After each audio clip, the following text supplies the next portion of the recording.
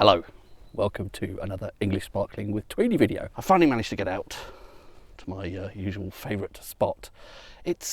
It's really warm weather. It's over 20 degrees, 21 degrees or something it's up to today. So the heath, as you can imagine, is absolutely overrun. The top of Parliament Hill, an absolute throng. It's like a music festival, but here in the woods it's relatively quiet for now, so hopefully I'll be left in peace. Consequence of it being pretty warm weather is I'm a bit concerned about the very primitive chilling apparatus. I've just got that useless ice jacket with me. This was in the fridge for 6 hours or something, so hopefully it's all right. This is another one from that case from Grape Britannia. It's actually getting towards the end now. This is a producer called Knightor, who are based in Cornwall, and it's a 2014 vintage, so it's got a good bit of age on it, 12 years. Getting on for since this came off the vine. I haven't done my homework on how long it's spent on the lees versus just on the cork post disgorgement, but like I say, I just want to get this open and get on with it, because I'm afraid I'm a bit concerned it's probably going to be warming up given the conditions. Excuse me.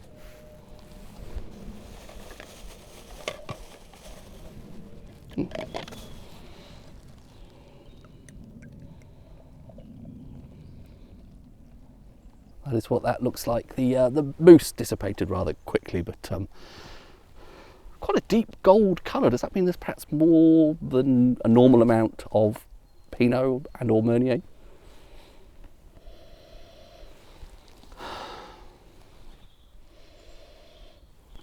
Pre-swirl, quite a rich, I would say slightly buttery sort of nose to that, which I like. Yeah, and that could be Pinot, sort of Meunier-esque, I think. The character of that there.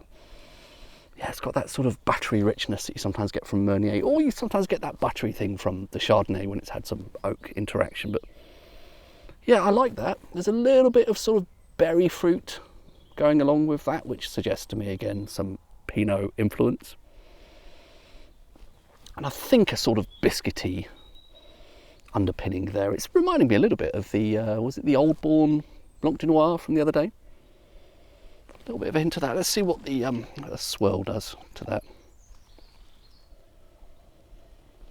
Getting some slightly custardy, brioche sort of character there, which is quite nice. Definitely some autolytic notes. There might be a bit of orchard fruit going along with that. I so often seem to get apples with custard in English sparkling. They seem to often go together. But yeah, overall more sort of richness, buttery, custardy richness there. And the fruit, bit of berry fruit, bit of apple. Okay.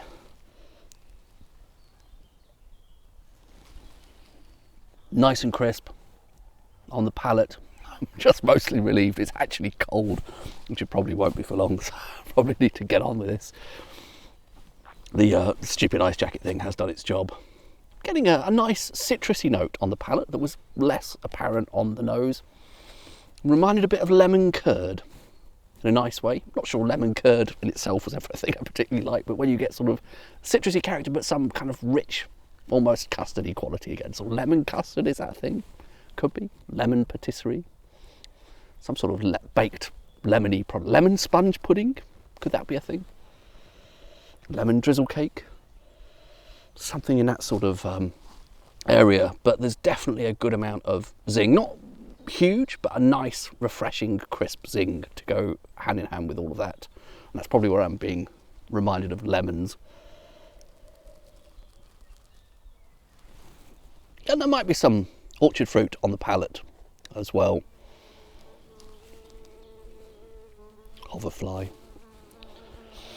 Also a little bit of possibly subtle but bitter lemon type complexity. You would hope for something 12 years old that there's some complex notes in there, and I think I'm getting a subtle amount now, not quite as full on as some of those Segru Trouble with Dreams wines are in terms of that bitter lemon complexity, but there's definitely a hint of that, a slightly sort of saline, slightly mineral, slightly botanical complexity in amongst that the lemon drizzle cake and all the other stuff. I'm not sure I immediately would have guessed this was over a decade old, and that isn't a criticism. It's still nice and fresh. It's obviously I suspect it's mellowed a bit from how it would have been when first disgorged, but I'm glad that there is still a decent amount of acidity intact, and the other characters are really pleasant. The sort of mellow, custardy richness to that. Yeah, it's quite a nice package all in all. I like the combination of those things.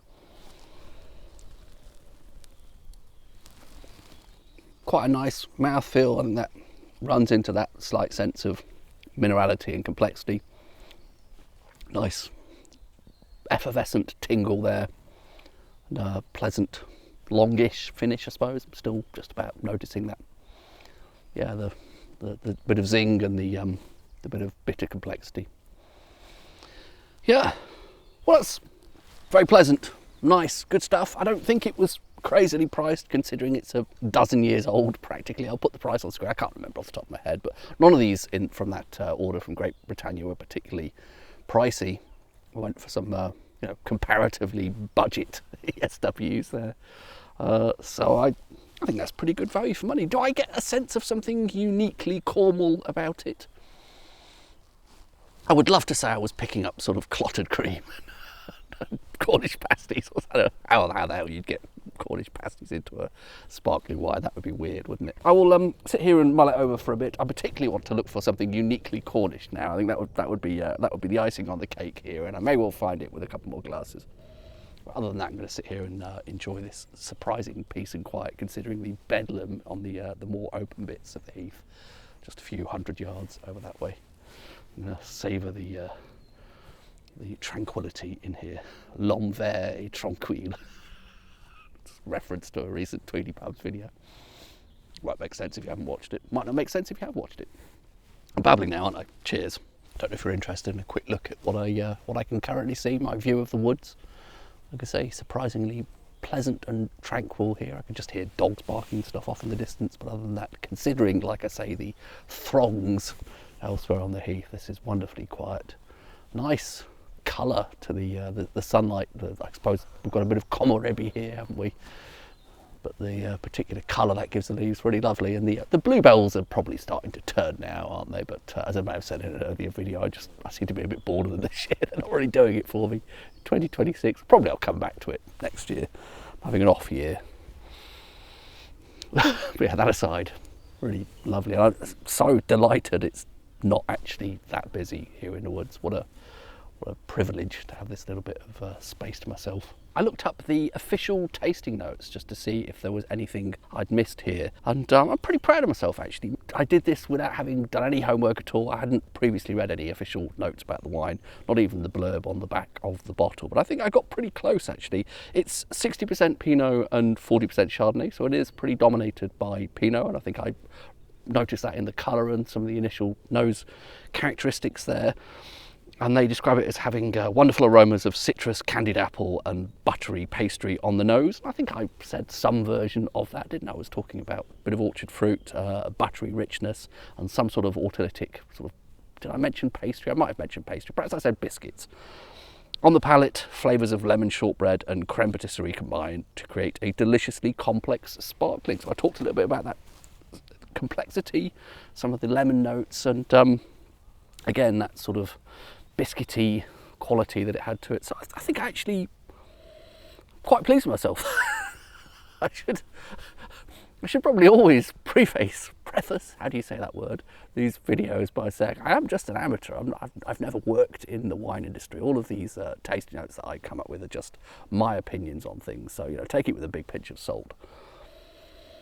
But yeah, it's quite gratifying to have come up with my own set of tasting notes there and find that they are pretty much what the producer would like to convey.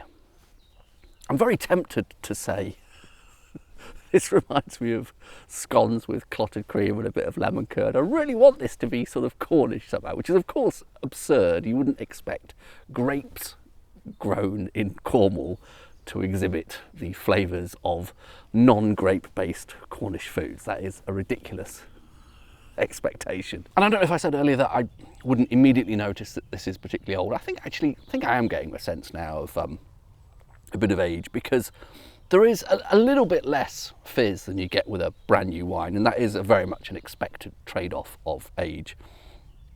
Really serious vintage sparkling wine ends up sort of practically flat, which you know, can be a bit of a shock to some people. So it has, I wouldn't say it's lost its fizz, but the fizz has mellowed a little bit. But in return, there is that lovely buttery richness and a sort of, it does have quite an opulent sense to it, which I really like.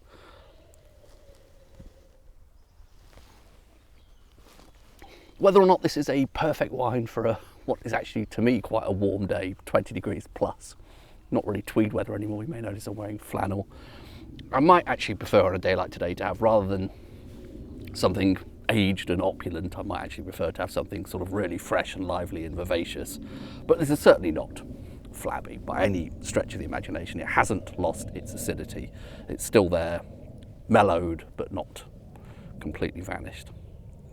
It's been a very long babbling video, hasn't it? I think I'm just delighted to be here and, you know, not be overrun with people. So I'm babbling because I'm in a good mood. Anyway, I'm enjoying this stuff. Well done, Knightor. Cheers. For some reason, I again feel compelled to show you my view. Anyway, I'll shut up so you can hear the birds tweeting and all that.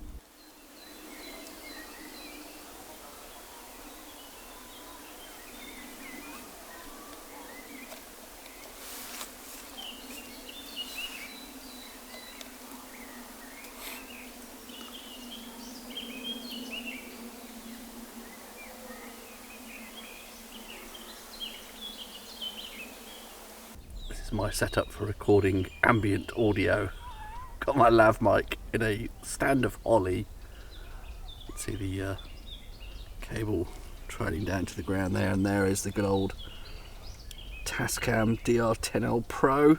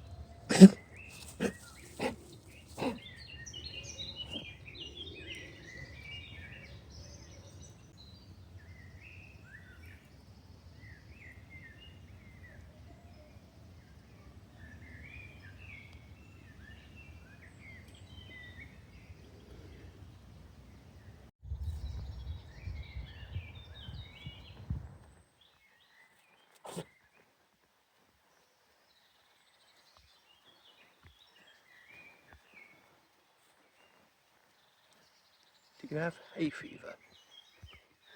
Is that what's going on here?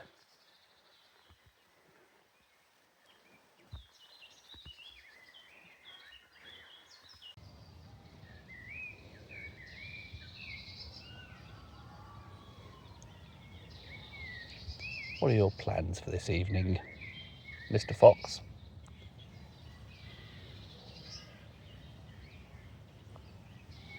Wild partying? No, perhaps more of a quiet night in. Watching the telly. Fox News. What a waste of a good pun.